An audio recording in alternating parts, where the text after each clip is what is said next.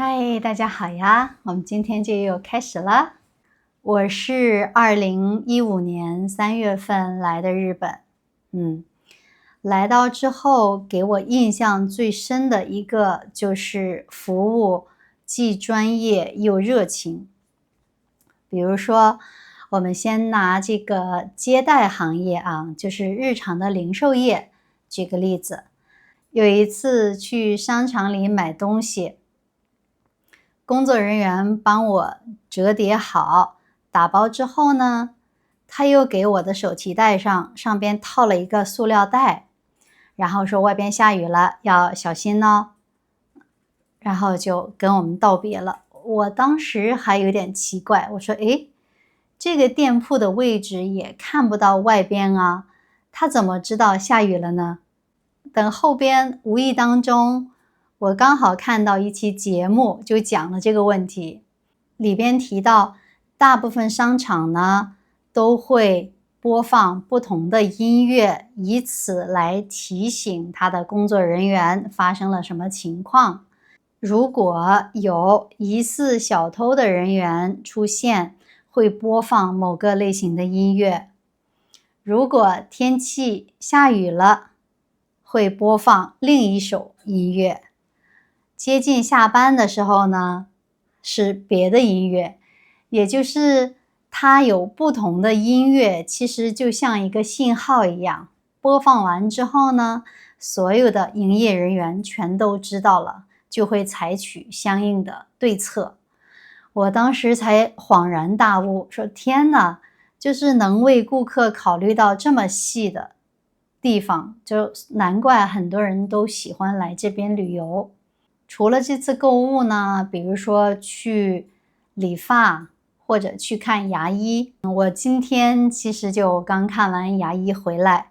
那在洗牙的过程中呢，他会给你的脸上盖一块小的毛巾，这样呢，既防止这个洗牙的时候这个水溅到脸上，又能让洗牙的工作人员和你之间不用有这个视线的接触，也就不会特别尴尬。就是这种小的细节做得特别好。还有去理发的时候，躺在那儿嘛，所以眼睛是看向上方的。那给你洗头的这个工作人员，他是要向下看的嘛，所以四目相对肯定是有些尴尬的，对吧？有的理发店呢，就会帮你放一块这种小的毛巾，既能休息又避免尴尬。有的呢，就会给你提供一枚一次性的眼罩，就那种发热的那种，这样戴上就很舒服，也很体贴。服务真的做到了面面俱到吧，就是为消费者想到了几乎所有的情况，这点真的很难得。这个服务呢，它可不仅仅就是在这个接待的这个零售业，在政府机关它也是一样的标准。我还记得那个时候我刚来日本还没多久，日语还不好。虽然我大学的二外学的是日语，但是当时的那个程度呢，就是简单的问候、日常交流还可以，但是到办手续这样复杂的事情还是处理不了。我当时是去市役所要办一个什么手续，我现在已经想不起来了，但当时我的日语还不够好，所以就约了我的好朋友陪我一起去的。首先到了之后呢，在入口的地方就站着一个工作人员，很热情的给你打招呼啊，你好呀，请问办什么业务？我给他展示了我要办的业务之后呢，他帮我摁了一个等候的券儿，上面有一个数字，这样你拿到这个号码就可以坐在旁边休息了。不一会儿，我看有一个窗口就显示我的号码，我就跟我的朋友2个人一起走过去了。那个柜台外边只有一把椅子，我想没关系，那我们俩就站着就好了。这个时候工作人员那个小姐姐，她也注意到我们是2个人，外边只有1把椅子，她就微笑着说：不好意思，请稍等一下。然后就从柜台里边绕出来，去别处搬了1把椅子，放在已经有的那1把椅子旁边，又回到里边说：请坐下吧，我们可以坐着办理的。我当时真的是非常感动，受宠若惊。这个小姐姐接下来就为我们办理了，态度非常好。我的那个朋友日语虽然比我好一些，但也没有好太多，所以我们在跟小姐姐交流的过程中，有的地方是听不懂的。她就非常耐心的写汉字，这样一点点解释。在她确认了我所有的材料之后呢，发现还少一个复印件，是什么东西的复印件来着？我也记不太清楚了。她知道我们的日语不是特别好嘛，所以就专门用汉字写下来给我们说，下次你们过来取的时候，再把这个复印件一起带过来，补给我就可以了，不需要专门过来跑一趟。我当时真的特别感动，就是在办理的过程中，你能感觉到整个人是非常善意，他遵从规则，但是呢，也会灵活的去变通。就你真的能体会到在办理过程中，他真的是在协助你办理，而不是站在一个对立面去为难你，少了什么东西，这个绝对不能办，不是这样的。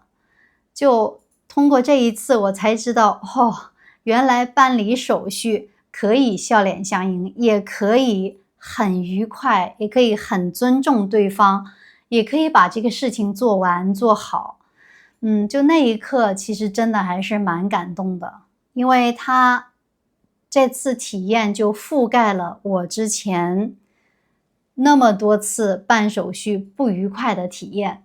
因为我之前在国内办手续的时候，大部分都是不太愉快的经历，就是工作人员态度一般都不太好。比如说他会跟同事聊天，笑脸相迎，转过来对着大家就拉着脸，或者少一个什么材料是绝对不会给你办的，你要回去补足了材料才能预约时间重新办理。所以他带给我的这一次体验，就是可以说是覆盖掉了我以前有的那个关于办手续不愉快的这个经历。那一刻就还是挺感动的。我觉得可能比较文明和谐的社会就是应该这样，在相互尊重、互相理解的基础上去把这个事情办完。所以这是给我冲击觉得特别大的一点。第二个呢，我比较喜欢的就是我感觉日本构建了一个彼此互相信赖的社会关系。比如说大家的钱包就露着半个放在外边，也基本不会丢。我之前还有一次在商场里就餐区吃饭的时候，要先找到座位嘛。我当时找到之后呢，就用手机放在桌上占座，然后就去点餐了。点完餐之后呢，当然手机就还在那儿嘛，所以我当时还因为这个事情专门发了一个朋友圈，就会觉得这种既尊重自己也尊重别人财物的行为，还是让人觉得从心底里还是感觉挺美好的，这样生活起来就觉得很安心。上次我买了一条米黄色的裤子，它的那个料呢是有一点点就是反光那种发亮的那种料，就是夏天穿起来比较凉快的料。但是那种裤子呢是很怕刮的。当时试穿完之后很合身，我就去前台结账了。他们的售货员就说，我们去仓库里看一下有没有新品，给你拿一件。我说那太好了呀，就很开心。他拿给我之后，我们两个都没有检查，因为想着新品是不会有什么问题的。就回来了，回到家，到家之后就开始试穿，再一次试穿。大家有没有这个习惯呢？我是在外边买东西之前呢，肯定是要试穿的，对吧？就是试穿完了之后，回到家第一件事情还要再试穿一遍。我不知道只有我这样，还是大部分人都这样，就是在自己家的镜子里边再照一次，这样搭配起来好不好看呢？这个衣服到底合不合身啊？这个被称为我的快乐时光。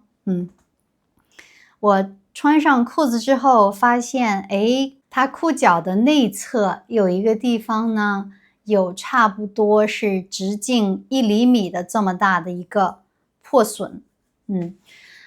那个破损呢，一看就像是被高跟鞋的鞋跟好像踩过或者是穿透过，所以我当时就有点吃惊。我说：“哎呀，这可怎么办呢？”我当时就很懊恼。因为之前在中国购物的体验，就现场如果你没有检查好，回家了如果发现有破损再去换，是非常不愉快的体验。就比如说你要证明这个东西不是你弄的，这就很难证明啊，对吧？所以就是如果你没有办法证明不是你弄的，那这个就很难换。我在中国换东西的体验有过那么1-2次，真的是把自己快气炸了，就很生气。虽然到最后成功的换了，但是你费了好多口舌，不停的去讲道理，去争取，甚至不惜拉下脸跟他去吵，才能换回一件没有瑕疵的物品。比如说他甚至会责怪你，那在当时的时候你为什么没有好好去确认，那这是你的问题呀，所以就会被指责。那在我记忆当中，去换货是非常不愉快的体验。我一想啊，天哪，因为这一件裤子要再去吵一架，值得吗？我当时就很犹豫，我就说要不就算了吧。但是呢，那一条裤子我又很喜欢，我又觉得不公平。我想，凭什么呀？我买的是一件新裤子呀，这个洞不是我弄的，我为什么要承担这个后果呢？我就犹豫了一天吧，犹豫了一天。我想不行，那还是要去试一下吧，毕竟这条裤子怎么也算是新买的呀，对吧？最后我真的就是硬着头皮硬着头皮呢，指的就是当你做不愿意做的事情，或者当你做害怕的事情，你不得不去做的那种心情。我当时就硬着头皮想着只能试一试了，拿着那条破损的裤子回到商场那里了。我去了之后呢，我就先把裤子拿出来说，昨天在这里买的，但是回家呢，发现这里有一个洞。我当时已经准备好了，他问我昨天发现了，为什么没有立刻来？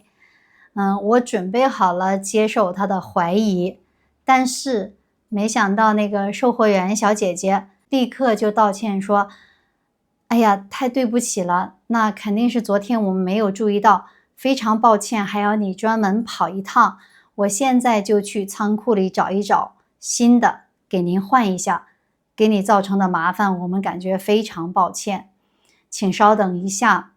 然后就小步跑向仓库，取出来一件。这次取出来之后呢，他还专门打开那个塑料袋，拿出来，这样提着整条裤子，说我们俩一起检查一下，看看这条有没有问题。最后就很顺利的帮我换了。整个过程呢，没有一句怀疑，更没有指责，只有真挚的道歉和积极的这个去弥补这个过错。我当时其实真的觉得挺感动的，可能对于在这儿生活着的人，觉得好像这个是理所应当的事情哦，但当时对我来说还是挺有冲击力的。生活在一个互相信赖的社会，不需要你去自证清白，才可以维护自己的权利。就这一点，我真的特别欣赏。关于缺点呢，就是论资排辈吧。论资排辈这个问题，虽然近些年已经被注意到，在逐渐改观，但还是挺严重的。我入职那家教中文的学校，我记得当时是我们3个中文老师一起入职的。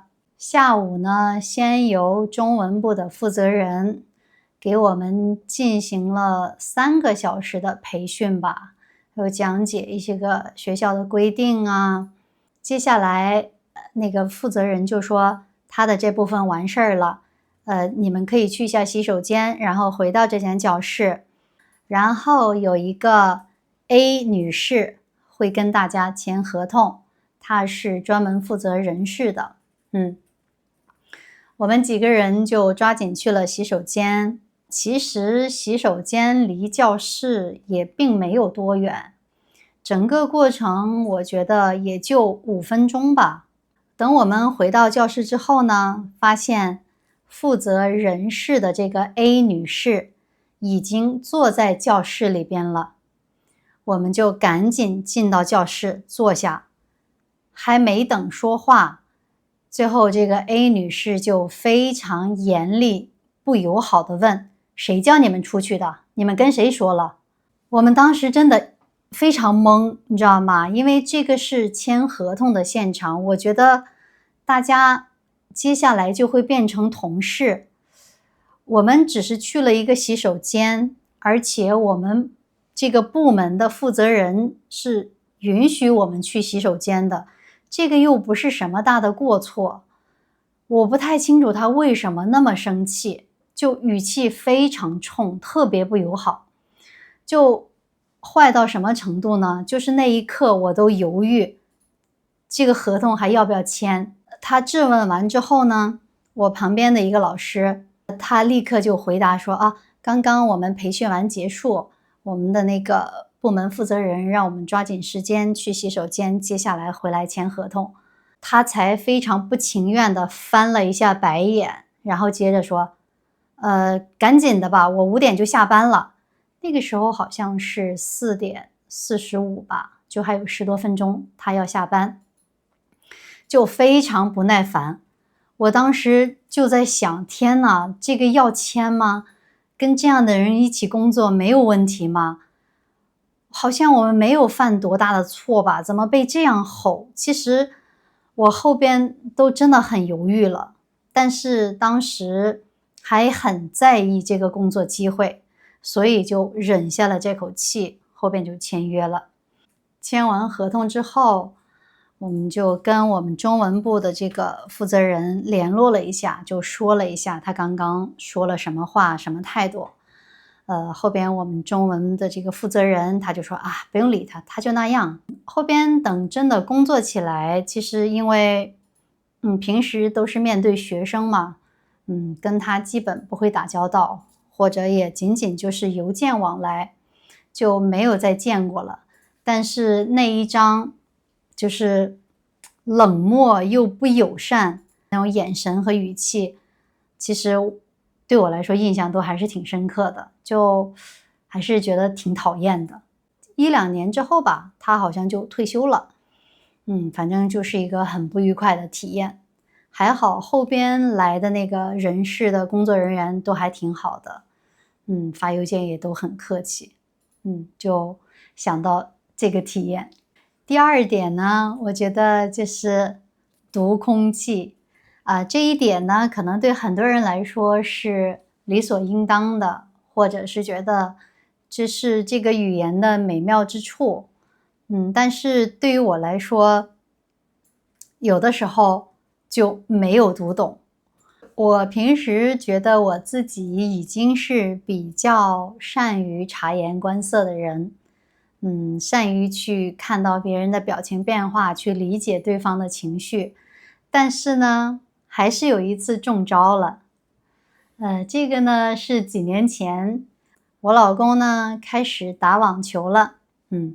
他打的还挺快乐的，也认识了一些个朋友。